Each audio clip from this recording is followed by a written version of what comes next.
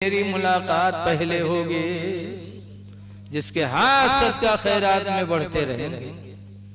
ऐ लोगों, अल्लाह तौफीक दे तो सदका करते रहो, सदका से मौत भी अच्छी मिलेगी और सदका से बलाएं भी दूर होंगी। हदीस पाक में वल बिर्रु ज़ियादतुन फिल उम्र, नेकी उम्र को बढ़ा देती है, एहसान नेकी को बढ़ा देती है। 4 दिन की जिंदगी अल्लाह ने दी है तो एहसान कर लो, और एहसान सबसे पहले किस पर करो? माँ बाप पर करो। हदीस पाक में है अन अली क़ाल अन्ना रजुलन अतन नबी सल्लल्लाहु अलैहि वसल्लम, हजरत अली कहते कि एक आदमी हुजूर के पास आया, फ़क़ाला, तो उसने कहा या रसूल अल्लाह इन्ना ली माल, अल्लाह के रसूल बेशक मेरे पास माल है, व इन्ना वालिदी यहताजु इला माली, और बेशक मेरे बाप मेरे माल के मुहताज हैं।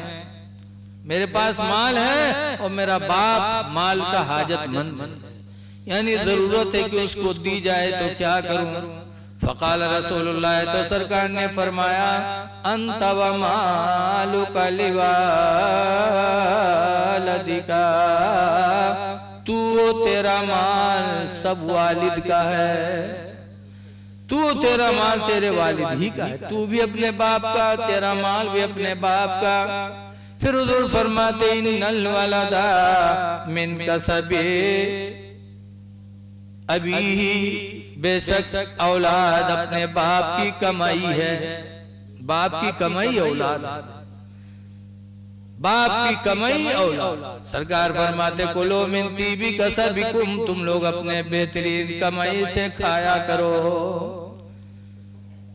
तो इसलिए हम एहसान भी करें और एहसान से हमारी उम्र भी बढ़ती है, और सदका करते रहें तो सदका करने से मौत भी अच्छी मिलेगी। तो आज अल्हम्दुलिल्लाह ये उम्रा के लिए जा रहे हैं। उम्रा करने वाला खुदा का मेहमान और खुशनसीब हैं, खुशनसीब हुए इंसान जो अपने अहलो अयाल के साथ जाए। परसों फैजाबाद गया तकरीर करने, तो एक मुजाहिद लड़का मिला, पूछा शादी, तो कहा मेरी बहन की शादी हुई लेकिन मदीना मुनव्वरा में हुई। 13 लोग हम लोग गए और 24 लोग लड़के वाले गए और मदीने में शादी हुई। अल्लाह दौलत दे तो इस तरह दौलत दे। तो उम्रा बड़ा मुबारक अमल है।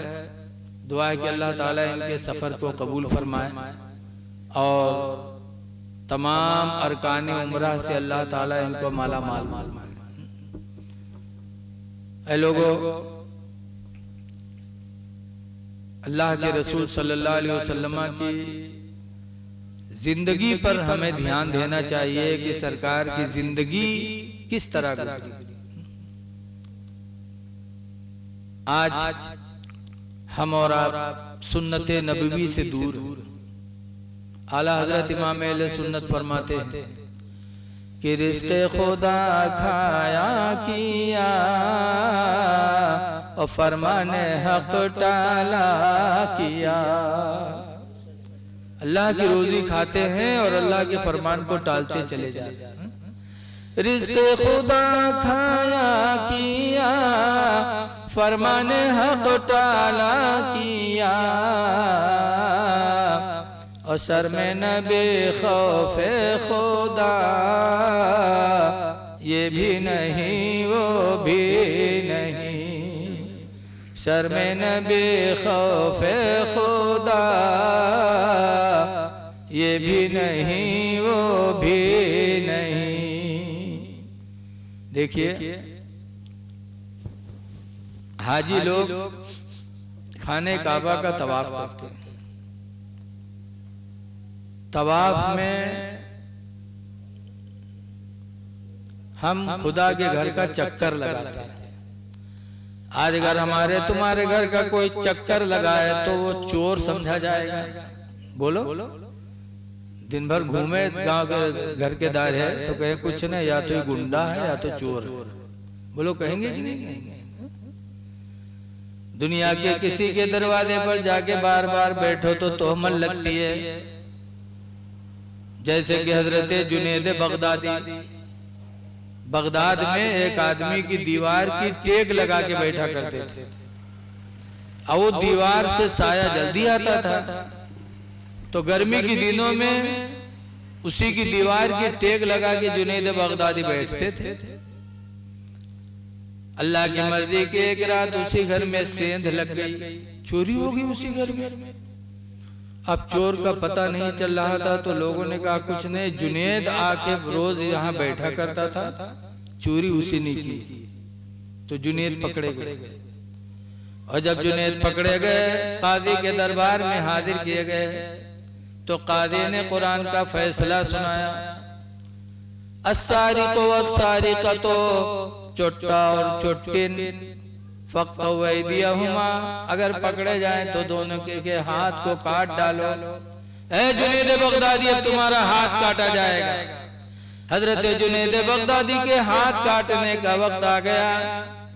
तब जुनैद बगदादी ने आसमान की तरफ निगाह उठा के एक बात कही थी, कुरान की एक आयत पढ़ी थी कि अल्लाह तेरा ही कुरान में फरमान है, ला याबशुदा इज़ा मा दुऊ, कि तूने ही कहा है कि कोई गवाही देने से इनकार न करे। जब किसी मुकदमे में किसी मामले में गवाह बनो, फिर गवाही देने का वक्त आए तो इनकार न करो कि हम नहीं जाएंगे, मना है इस्लाम में। सच्चे गवाह बने हो तो गवाही देने के लिए जाओ। अल्लाह तूने कहा ला याबशुदा इज़ा मा दुऊ, कोई गवाही इनकार न करे गवाही देने से। अल्लाह मैंने चोरी नहीं की है, तू ही गवाह है, इसका मेरा कोई गवाह नहीं है। अल्लाह तू गवाह है मैंने चोरी नहीं की और तेरा ही हुक्म है कि गवाही देने से इनकार न करे। अल्लाह गवाही दे दे कि मैं चोर नहीं। जुनैद बगदादी ने जैसे ही आयत पढ़ी, इतने ही में एक नौजवान दौड़ता हुआ चिल्लाता हुआ आ रहा, आवाज दे रहा है कि काजी जुनैद का हाथ न काटो, हाथ मेरा काटो, चोर मैं हूं, जुनैद ने चोरी नहीं की है। एक आध नौजवान आया और उसने अदालत में खड़े होकर कहा कि इनको क्यों पकड़े हो, ये चोर थोड़े, उस घर में नकब मैंने लगाई है, मेरा हाथ काटा जाए। तो काजी हैरत में पड़ गया कि चोर चोरी करके छुपता है और तुम आकर के अपना जुर्म बता रहे हो। तो उसने कहा अचानक एक गैबी आवाज मैंने सुनी है कि मेरे बंदे अदालत में पहुंचकर अपनी चोरी का इकरार कर ले, अगर जुनैद का हाथ कट गया तो तुझे हम बर्बाद कर देंगे। एक गैबी आवाज आ रही थी कि जा तू इकरार कर अपनी चोरी का, अगर मेरे जुनैद का हाथ कट गया तो तुझे हम हिलाक कर देंगे। मैं दहशत में पड़ा, मैं यहाँ आया तो कादी सरा ने जुनैद बगदादी को रिहा किया और उसको भी रिहा कर दिया। कहा जब तूने आकर के, तेरे दिल में इतनी सच्चाई है और तेरे दिल में इतना रहम है कि तेरी वजह से दूसरा बर्बाद न हो, तू भी लायक रहम है, रहम कर दिया। पता चला कि इंसान जब किसी पर अल्लाह की जात पर भरोसा करता है तो अल्लाह हर मैदान में उसकी मदद करता है। दूसरी बात यह है कि जुनैद वहां न बैठते न तोहमत उन पर लगती। आज दूसरे के घरों का चक्कर लगाओ तो गुंडे या चोर समझे जाओगे, लेकिन इसी रुए जमीन पर एक घर एक पैगंबर ने बनाया, हजरत इब्राहीम ने बनाया। तो वो घर ऐसा है कि उसका तवाफ करो तो खुदा राजी हो जाए, उसका चक्कर लगाओ तो लोग तुमको हाजी कहते हैं, उसका चक्कर लगाओ तो तुम्हारे गुनाह माफ हो जाए। ऐ लोगों, मक्का मदीना वो दयार है कि इससे बढ़कर हम मुसलमानों के लिए कोई बरकत की जगह नहीं। इसीलिए मदीने में भी जाने की दुआ मांगो। मदीना वो मुबारक जगह है। आला हजरत इमाम अहले सुन्नत फरमाते हैं कि तैबा में मर के ठंडे चले जाओ आंखें बंद, तैबा में मर के ठंडे चले जाओ आंखें बंद, और सीधी सड़क ये शहर शफाअत नगर की है। सीधी सड़क ये शहर शफाअत नगर की है। अल्लाह ने हमको आपको पैदा किया ताकि हमारे आपके आमाल का वो जायजा ले कि हम में तुम में अमल के एतबार से अच्छा कौन हो।